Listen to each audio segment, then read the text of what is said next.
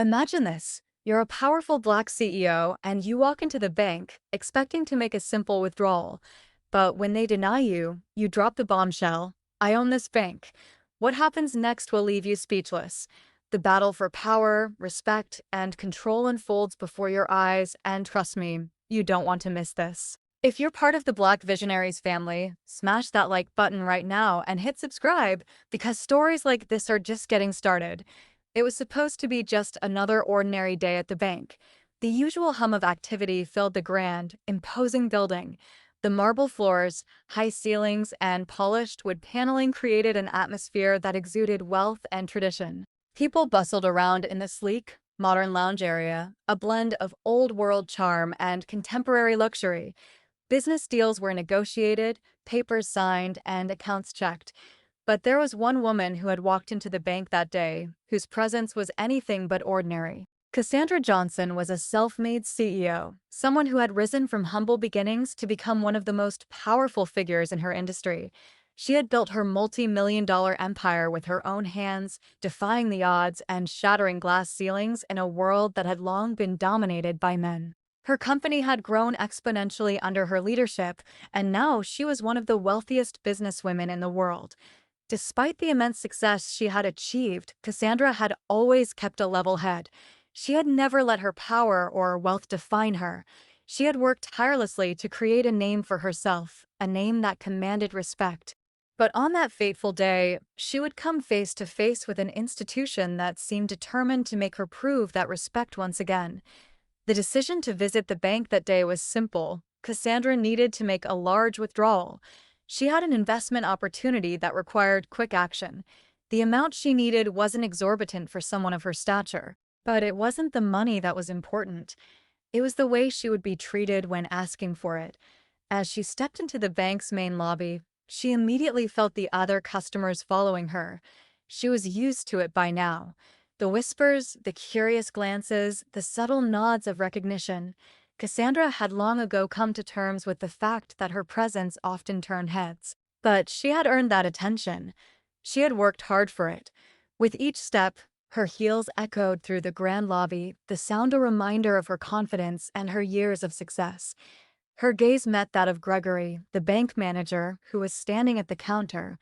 Gregory was a middle-aged man with thinning hair and an air of forced professionalism. He greeted her with a smile, and she returned it politely, though there was a flicker of something in her eyes. She could tell that something was off, though she couldn't quite place it. "Good morning, Miss Johnson. How can I assist you today?" Gregory asked, his tone courteous but strained. "I need to make a withdrawal," Cassandra said smoothly, her voice calm and steady. "A substantial one." Gregory's smile faltered for just a moment, but Cassandra didn't miss it. He quickly regained his composure and motioned for her to step forward. He didn't ask for any identification or verify the amount she was requesting, which was strange. But Cassandra had been a loyal customer for years, and she knew her account was in good standing. She trusted them. She told him the exact amount she needed, an amount that was a drop in the ocean compared to the figures she typically dealt with. She didn't expect any problems, but as Gregory typed the numbers into his system, something in his demeanor changed.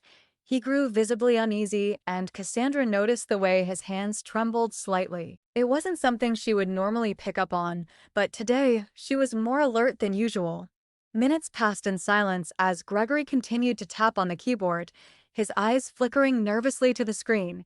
He glanced at her briefly, and for the first time, she noticed something unfamiliar in his gaze. Was it fear? Discomfort? She couldn't say. "Is there a problem?" Cassandra asked, her voice cool but carrying a note of concern. Gregory's face drained of color. He hesitated before answering, his words awkward and strained. "Well, Miss Johnson, it seems there's an issue with the withdrawal. It's a bit larger than usual, and we need to follow protocol for such transactions." Cassandra's brow furrowed. "Protocol? I've made withdrawals far larger than this before. What's the issue now?" I can't process this right now," Gregory stammered. "We need to verify some things." A tight knot began to form in Cassandra's stomach. Her suspicion was growing. She knew something wasn't right. She had always trusted this institution. She had invested heavily in this bank. She was a shareholder, a woman who had helped make the bank what it was. But now they were denying her access to her own money. The realization hit her like a cold wave. They were stalling her. "What do you mean by verify some things?" she pressed. "My money is in the account. It's mine. I've made larger withdrawals before without any issues. There's no reason for this." Gregory hesitated again, clearly uncomfortable. "I'm afraid I can't authorize it just yet, ma'am. I'm going to need to consult with my supervisors." Cassandra's patience was running thin, but she remained calm. "You don't need to consult anyone. I'm the one who owns a significant portion of this bank. You're the one who should be consulting me." Gregory blinked. His eyes widened for a brief moment, and the panic was evident in his expression. He tried to recover, but the damage had already been done. Cassandra leaned forward slightly, her voice steady and confident. "I own this bank. My investments make me an essential part of this institution. So I'm asking you again, why can't I get my money?" The words hung in the air, and for a moment, Gregory froze. His face paled, and he stammered for an explanation. "I didn't know. I didn't realize. I'm sorry, Miss Johnson. I didn't mean to." "You didn't mean to what?"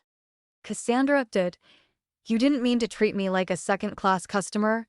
You didn't mean to deny me access to what's rightfully mine." Before Gregory could offer any more explanations, Cassandra stood up, her patience entirely gone. "I'm not leaving here until I get my money. You don't get to treat me like this.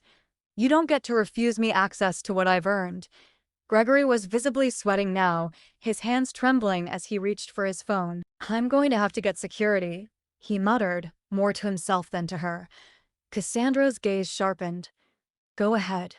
Get security. I'll wait."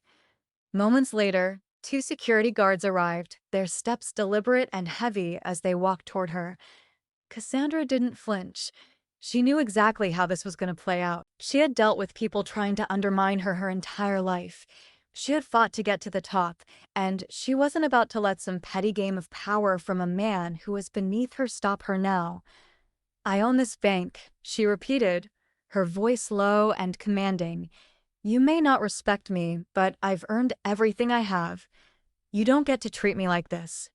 The guards stopped in their tracks. They knew who she was. They knew what she represented. They had heard of Cassandra Johnson, the woman who had built her empire from the ground up, who had become a beacon of success for millions. They had seen the headlines. They knew that she was a force to be reckoned with. "I don't want any trouble," one of the guards said, taking a step back. "We just need to follow protocol." "Then follow it," Cassandra said, her eyes locked on Gregory. "But know this, I won't be leaving until you process this withdrawal."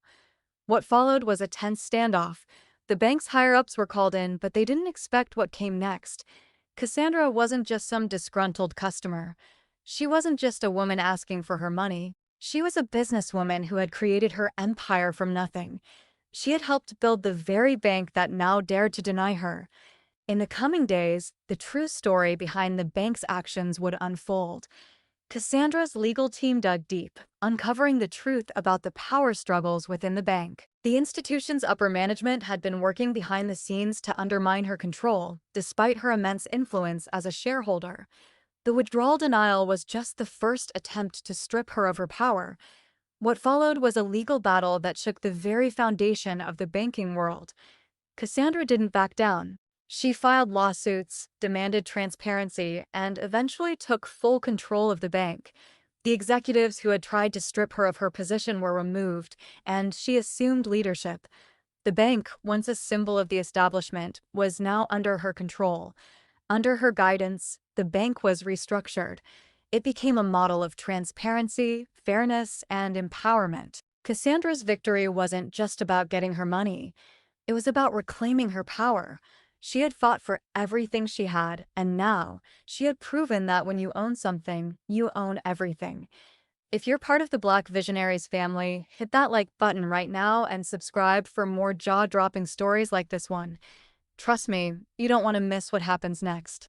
Stay tuned for more stories of strength, resilience, and power moves that will leave you inspired. And remember, if you ever feel underestimated, always know your voice, your actions can change everything. Until next time, keep striving and keep shining.